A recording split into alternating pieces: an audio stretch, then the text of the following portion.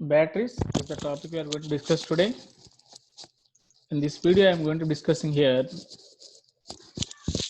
how many types of batteries is there and what is the main reactions occur inside that batteries. Each type of battery, what is the main points, which is electrolyte and electrodes and reactions at electrodes, and everything we are going to discuss detailed manner. This is more important for nowadays in exam, entrance examination, NEET or JEE, whatever. This is purely based NCERT book, and here what type of reactions occur, how much volt that producing each battery, and everything I discussed here very clearly. Every battery they have basic principle inside is redox reactions. So every battery, that is, when redox reaction takes place, then that produce energy that we are using as electricity. So for example, this is one of the redox reaction. Zinc plus Cu2 plus gives rise Zn2 plus and Cu. Okay. So in the process, some energy releases. That energy we are converting into electricity. So all these are electrochemical cells. You may can say that word. These are the category under the electrochemical cells. See, batteries we given two types: primary batteries, secondary batteries. Primary batteries, another name is non-rechargeable. Once we are using this battery, that's going to be dead, then we are not able to use again. Secondary batteries, these are rechargeable. We given here examples. You may can check it. Each one I given two examples. Non-rechargeable batteries, dry cell and mercury cell. Rechargeable batteries are given lead storage battery and nickel cadmium cell. We'll see one by one here. So primary batteries we are going to discuss here. So first one, dry cell.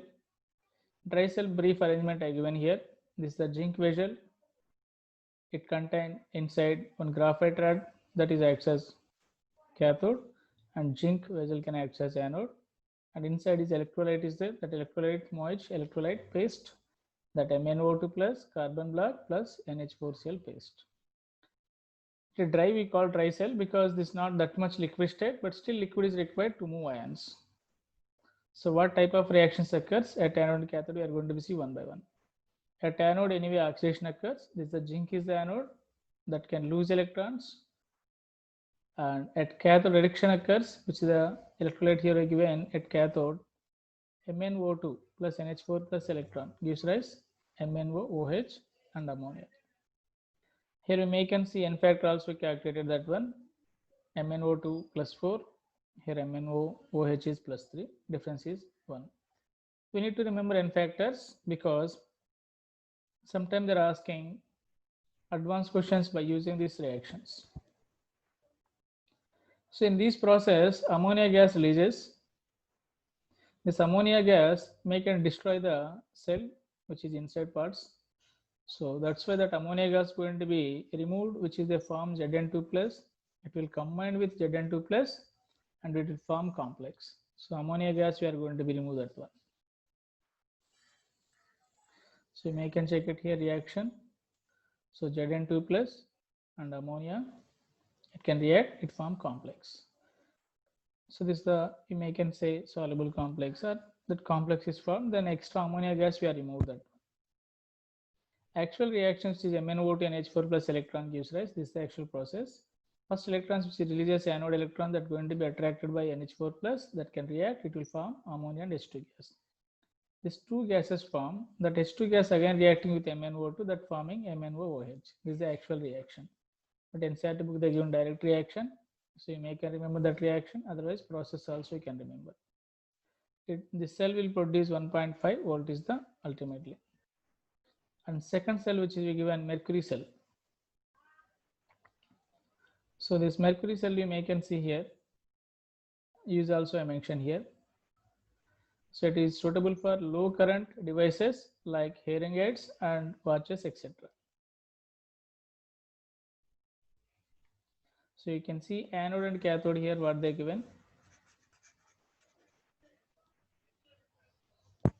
Anode is the zinc Hg amalgam. Amalgam is the any metal that can dissolve in Hg. In amalgams, metal oxidation state is 0. So metal plus Hg. we call amalgams.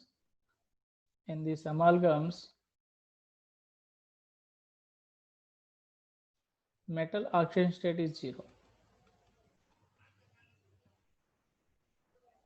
So what is the use of amalgams? Metal amalgams means very simple, that going to be decreases reactivity of the metal. So that's we know that one sodium amalgams we are taking here. Okay, those all those things, reactivity of metals decreases. Anyway, you can see at anode oxidation, which is the active part at anode, only zinc. Just this is amalgam, only zinc is going to be participate. Cathode, paste of HGO and carbon. So active part is HGO. We'll see that reactions. And electrolyte, paste of KOH and ZNO. This is basic, you may can keep in mind. Alkaline. Okay. So now we can see reactions at anode and cathode. At anode, oxidation occurs. This is zinc amalgam participating. So ZNO plus H2O plus 2 electrons. This is the reaction. And similarly at cathode reaction, reduction occurs. I hope you know that one. This is zinc is plus 2 oxidation state. It becomes 0. Here above cases is zinc is plus 2 and here 0. So HGO, Hg is plus 2 oxidation state, reactant, and product is 0. So reduction and oxidation occur. So net reaction we given here, you can check it. It will provide cell potential 1.35 volt. These are the primary batteries. So discuss secondary batteries in next video. Please try to subscribe and share it. Thank you very much.